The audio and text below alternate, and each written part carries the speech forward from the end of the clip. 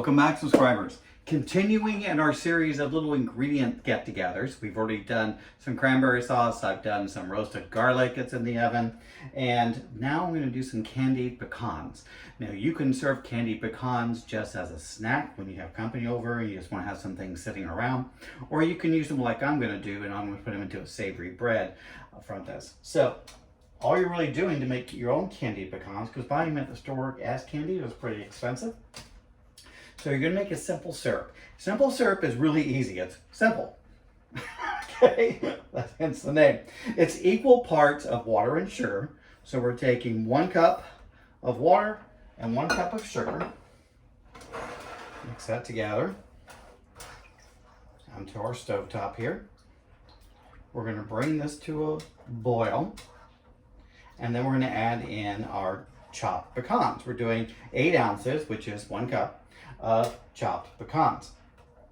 So it's 1, 1, 1. Simple enough, right? It's equal parts. If you don't want as many or as much, you can have or double whatever you want to do with this. So this is a make-ahead thing as well because it will be hot. You don't want to serve things hot, so it'll need time to cool. So it's just water and sugar. It's going to coat the pecans. They're going to then boil in here for about 10 minutes, and you're going to reduce that down, take them off the heat, spread them out onto parchment paper that I have behind me, and just let it cool that way and break them off.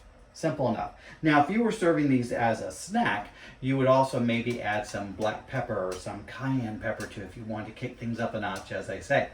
But I am doing this in the baked item, so I don't want to add anything to them. I just want to do some candied pecans. So that's starting to come to a boil, and we're just adding in our chopped pecans. Now, I was a little lazy, and I went ahead and bought chopped pecans because I just didn't want, I have a lot I'm doing. So I just didn't want to do the extra step of chopping my own pecans. So if you wanted to save a little money, you can get whole pecans and chop them up yourself. Now, this is not finely chopped, as you saw. It's pieces, chopped pecan pieces, because again, how I'm doing this, I want this in a bread recipe, and I want you to see the pecans and taste them and crunch them. And if you're doing this as a snack, you'd want the same thing. Of course, as a snack, you might use whole pecan instead of chopped. Pecan, pecan, depends part of the country you're from. I say pecan. So we're going to bring this up to a boil for about 10 minutes.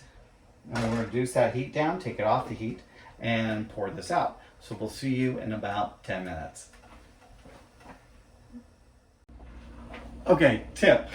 Do not walk away from this while it is boiling up. It needs about 10 minutes. In about 10 minutes, all that sugar is going to caramelize, and you might actually get a little smoking going on. My fire alarm went off, so I had to go and find ways to turn it off.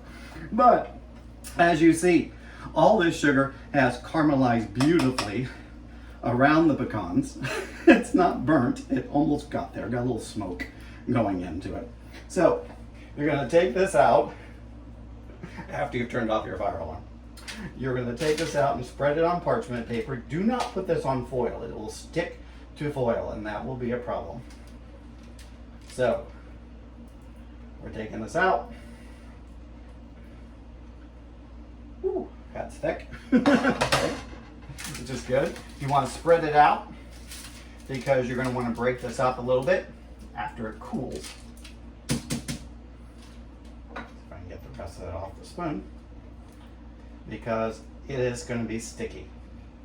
Got that sugar that's caramelized and pecans. That's really all it is, sugar, water, and pecans. So because I want this to be a nice sweet addition to the savory bread that I'm doing, I'm going to finish it off with a little bit of sugar. So I have about a 1/4 cup of fine sugar that I'm just going to sprinkle on top and let that stick to the caramelizing of everything. You don't have to do this step if you don't want to. If you want something a little more savory, this is also where you maybe add in the black pepper or the cayenne pepper, anything that you want to stick to that. Rosemary is always really good, ground up. Cayenne pepper I love with nuts.